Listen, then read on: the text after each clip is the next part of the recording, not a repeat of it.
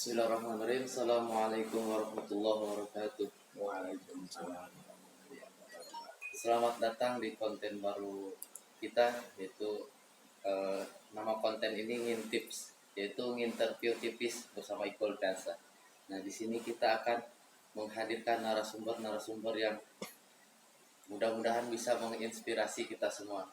Ya. Untuk narasumber pertama yaitu kita alhamdulillah sudah diperkenankan untuk berbincang dengan Bapak Haji Soehartono. Assalamualaikum Pak.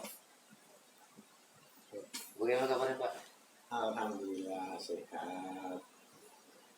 Nah, Bapak Haji Soehartono ini yaitu sekarang menjabat sebagai Ketua RW 5 Dusun Gowok. Selain itu juga beliau adalah Ketua Takmir Masjid Baitur Rahman yang ada di Perum Porli Gowok Sleman. Nah, sebelum kita membahas tentang keterlibatan beliau sebagai Ketua Takmir, beliau juga kebetulan yaitu mantan anggota Kepolisian Republik Indonesia. Nah, sebelum itu saya ingin ini Pak, mengulik sedikit tentang kenangan-kenangan Bapak di masa lalu Pak. Bapak itu asli Sleman atau mana? Baik, assalamualaikum warahmatullahi wabarakatuh. Waalaikumsalam. Kemudian perkenalkan, nama saya Soehartono, tadi sudah disebutkan. Saya memang mantan anggota Polri. Saya kalau dilihat kelahirannya, saya memang lahir di Jogja. Tapi waktu itu hanya lahirnya saja, karena setelah itu orang tua pindah. Orang tua dulu kan pegawai PNS ya, bawahan lah, jadi dipindah-pindah dari Jogja pindah Magelang, pindah Solo. Akhirnya saya ikut sama masih kecil itu. Jadi kelahiran saya di Yogyakarta. Jadi perkara yang asli Jogja, yang kelahiran saya di Jogja. Dan juga tidak. Untuk berarti ke sekolah mengikut orang tua ya Pak? Bekas. Kalau lihat sekolah ini sejarahnya agak panjang. Selain ikut orang tua juga saya ikut kakek saya, kemudian ikut paman saya ya. Itulah perjalanan hidup karena orang tua anaknya banyak ya. Saya dilahirkan 8 bersaudara. Waktu itu orang tua kan itu tentunya juga dikatakan kalau sekarang ya sangat kurang, sehingga untuk mengikuti 8 anak ini ya itulah namanya orang dulu. Sehingga saya diberikan di kakek saya, kalau saya meninggal diberikan paman saya. Nah, ikut itu. Jadi secara kapan dulu, kemudian alhamdulillah ya saya bisa melanjutkan sekolah. Untuk menjadi anggota Polri itu memang cita-cita dari kecil atau gimana Pak? Sebetulnya saya waktu itu kan karena keadaan ekonomi tidak baik, yang penting saya itu dulu bisa kerja ya. Saya waktu saya tamat SMA dulu. Saya ada 2 lowongan kerjaan dulu. Saya yang pertama dulu di Departemen Keuangan, yang kedua di kepolisian. Tapi dua tes sama-sama, saya diterima di kepolisian. Di kepolisian ya mungkin sudah digariskan oleh Allah, saya harus menjalani di kepolisian. Itu tahun berapa Pak? Saya masuk di kepolisian tahun 1974 ya, sampai 1975 baru tamat. Nah, pada waktu itu kan pendidikan hanya anggota tambahan aja. Saya bisa mengikuti pendidikan jenjang selanjutnya itu melalui tahapan-tahapan reguler. Jadi bisa ke Sejabat, bisa ke sekolah perwira sampai saya pensiun. Berarti total mengabdi sebagai anggota Polri itu dari tahun 74 sampai pensiun tahun 2013. Jadi kira-kira 38 tahun. Alhamdulillah bisa pensiun dengan selamat. Bukan hanya orang belajar itu kita lulus 38 tahun. 38 tahun. Di 38 tahun itu Ya. ada kenangan nggak Pak yang nggak bisa dilupain tuh sampai Ya, sekarang? ya sesuai dengan tugas kepolisian itu kan tugas pokoknya adalah memelihara keamanan ketertiban masyarakat dan bebas juga sebagai penegak hukum.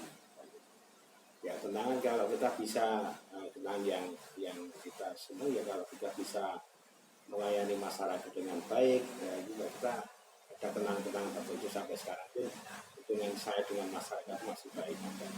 Tetapi kan masyarakat itu macam-macam, ada yang senang polisi ada yang tidak. Ya yang tidak senang polisi kan orang yang kecenderungan untuk melakukan suatu pelanggaran, suatu tidak pidana itu kan kalau ada polisi nggak senang dia nggak besok.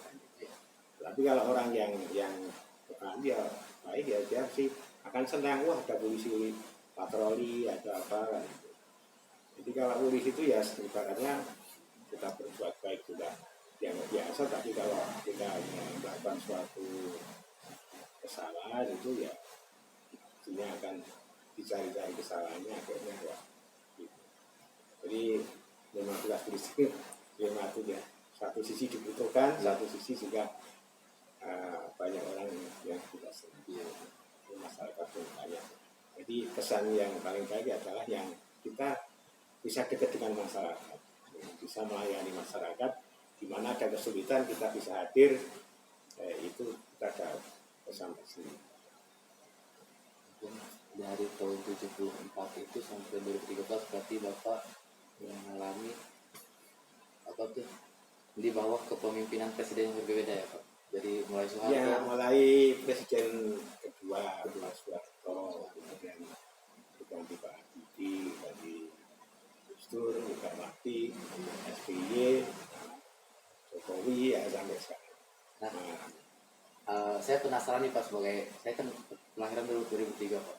2003 Dan ya, ngalamin kepemimpinan Presiden Pak Soeharto, Pak Habibie, Gus Dur. ya. Nah, ada perbedaan nggak Pak menurut Bapak sebagai warga sipil? Namanya pimpinan itu kayak kepemimpinannya masing-masing akan berbeda, tapi sebenarnya tujuannya kan sama. Pak Harto itu kan ya sepertinya setengahnya kayak ya.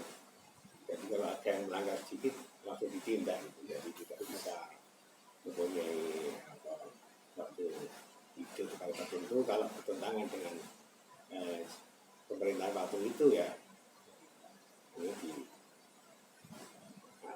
pres tadi nggak bisa kan teman dulu itu yang penting negara aman kan itu ya Tujuannya satu sama. tujuan negara untuk memang caranya berbeda ya karena yang mungkin satu dari militer yang ya ada kelebihan dari keuntungan militer kan disiplin ya semuanya baik semua tapi kan kayak tidak Insya Allah 34 tahun menjadi 38 tahun 38 mengabdi ke negara Republik Indonesia ya Pak. Nah setelah pensiun nih Pak, nah, kegiatan Bapak itu apa tuh Pak? ya saya berprinsip sewaktu saya masih sehat masih berguna bagi masyarakat ya kenapa tidak berbuat. Jadi selama saya masih bisa masyarakat memerlukan ya saya bisa. Jadi setelah pensiun itu banyak masyarakat yang minta saya jadi pertama jadi ketua RW. Ada pemilihan lah waktu itu, pemilihan ketua RW. Ya saya kepilih ketua RW. Kemudian pemilihan lagi ada ketua Persatuan Purnawirawan Polri untuk kecamatan. Saya waktu itu ditunjuk tetapi yang lain pada nggak ada yang mau ya akhirnya saya terima juga lah itu nama. Kemudian terakhir ya ini Pak Daryono untuk jadi ketua takmir katakanlah pemilihan padahal waktu pemilihan itu ya banyak yang calon itu yang pintar beragama yang dua dari UIN yang satu dari dokter ya jadi di bidang agama beliau itu pintar pada pemilihan kenapa banyak yang milih saya ya gitu. Mungkin karena lebih pintar karena sarana dari UIN yang jelas itu pintar dari pondok juga, yang karena itu amanah dari warga saya terima. Jadi karena amanah dan kepercayaan masyarakat saya terima. Tetapi jalan waktu ini kok saya terlalu sibuk di jabatan ini, sehingga saya berpikir untuk bisa bergantian yang lain kan. Bergantian yang lain, meskipun banyak yang mempertahankan, saya mengharapkan ada yang mau muncul gitu. Mau muncul, karena apalagi namanya masjid itu kan diperlukan orang yang peduli dengan keadaan masjid, baik jamaahnya, keadaan untuk sarananya dan lain sebagainya. Kita agak kepedulian, agak pengorbanan ke masjid itu. Untuk menjaga semangat pengabdian atau semangat dakwah itu seperti apa Pak? Saya lihat kan Bapak itu sudah pensiun, di samping pensiun itu tak kira tuh sudah saja lah, saya menikmati masa tua gitu. Tapi Bapak masih ingin mengabdi ke masyarakat itu sebagai ketua RW 5 dan juga Ya, itu namanya amanah kepercayaan masyarakat, ya saya tidak menyanyiakan untuk amanah itu. Saya jalankan ya semampu saya tentunya. Tapi kalau namanya kekurangan, namanya manusia itu masih banyak kekurangan. Biasa menyadari bahwa di masyarakat ini ada yang senang, ada yang tidak. Nanti kalau dalam rapat tahun depan ini saya mengharapkan agar orang-orang yang muncul yang lebih diberikan siapa muncul, kemudian yang bisa menggantikan saya. Selanjutnya Pak, Bapak melihat pindah topik, Bapak melihat anak muda sekarang itu seperti apa Pak? Saya nih Pak sebagai salah satu itu. Saya melihat anak muda sekarang luar biasa. Pada jalan mati banyak yang pintar-pintar anak-anak sekarang ini. Banyak yang pintar-pintar. Mungkin saya kan bergaulnya dengan anak-anak yang di masjid ini sekarang. Saya salah dengan di masjid. Ya. Banyak anak ini yang banyak kan dari pondok, juga di UIN. Jadi masih muda-muda ini semangat belajarnya khususnya yang di bidang agama ini sangat bagus sekali. Tetapi di luar itu pun waktu saya berkecimpung di kepolisian banyak sekali ya anak-anak yang muda yang memang banyak melakukan suatu kenakalan remaja, penyimpangan itu juga tidak sedikit. Nah, ini kesan saya gitu. Tetapi saya salut anak muda sekarang sudah termasuk anak ini zaman yang memang sudah pada pintar-pintar. Pesan untuk anak muda sekarang? Selaku anak muda itu yang jelas harapan bangsa, karena pemimpin ini kan sekarang yang anak muda yang besok akan memimpin negara ini. Saya mengharapkan tetap semangat untuk belajar, jaga persatuan dan kesatuan. Karena ilmu itu akan selalu berkembang, kita jangan sampai ketinggalan dengan negara-negara lain. Ya, jadi saya mohonkan untuk tetap semangat belajar ini. Jadi kesampaikan perjuangan yang tidak boleh. Jadi harus belajar dan jangan gampang berpuas diri. Ya, pasti tetap belajar banget. Saya yakin anak muda sekarang ini pintar-pintar. Tugas anak pemuda itu untuk besok memimpin negara ini ya harus mempunyai bekal yang baik. Tetapi jangan lupa dibekali juga ilmu agama, karena apa itu sangat penting di jabatan apapun. Yang jabatan itu tujuannya baik, tetapi kalau mentalnya kurang baik, gampang tergoda hal yang memang kurang baik yang menyimpang. Tapi kalau ingat kita itu agamanya kuat, dasarnya kuat, itu modal utama di situ.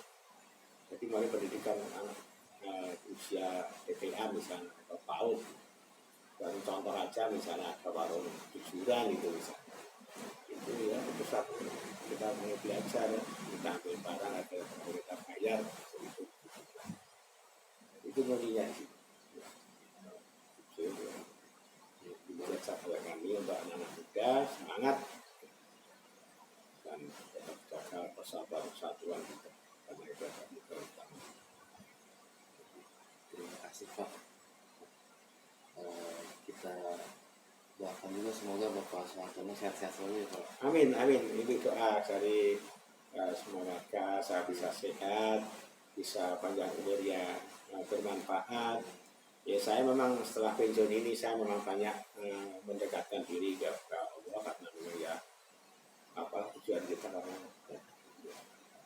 tapi saya selalu dengan anak muda sekarang ini yang pintar-pintar agama itu saya kadang-kadang juga merasa agak kesulitan ya kenapa dulu saya waktu kecil kok tidak pelajari agama yang baik dulu kan suruh ngaji aja ya ngaji tetapi kan dia setengah-setengah maunya main kan makanya saya lihat anak-anak TPA pada rame itu ya dulu saya juga gitu kan ya itu sering saya kata Bulan Januari besok Bapak sudah mundur ya Pak jadi ketua KPU. ya Yang saya ganti mengharapkan untuk ada pemilihan lagi ya karena yang satu organisasi ada yang semoga pengabdian panjang selama hidup Bapak Soehartono dilimpahi keberkahan, amin amin doanya saja ya, memiliki manfaat yang luas di masyarakat ya Pak. Nah, selanjutnya setelah Januari itu rencana gimana?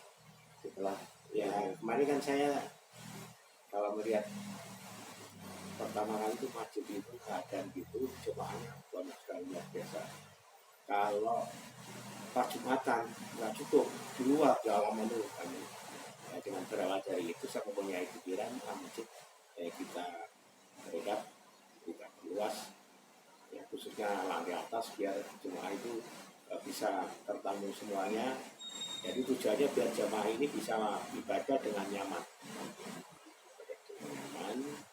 tujuan kita nafas itu berjalan waktu ternyata kemarin ada COVID sehingga rehab ini sampai makan waktu 2 tahun ini baru datang akhir untuk sementara tahapan ini dulu kita selesaikan pengejaran ini ya tinggal tugas kita adalah memakmurkan masjid ini memakmurkan masjid balikan dulu dan banyak masyarakat yang begitu ya kita bisa menarik jemaah apa ya kita bisa melayani jemaah dengan sebaik-baiknya masjidnya bagus bersih kemudian di situ kajian-kajian juga bagus imamnya juga bagus itu yang kita harapkan semuanya ya karena Allah aja niatnya itu kan jangan punya niat yang lain niat untuk beribadah itu. terima kasih.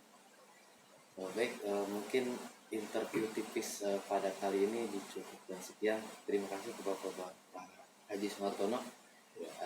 Kita kembali lagi dengan narasumber-narasumber hebat selanjutnya. Terima kasih yang sudah menonton. Wassalamualaikum warahmatullahi wabarakatuh.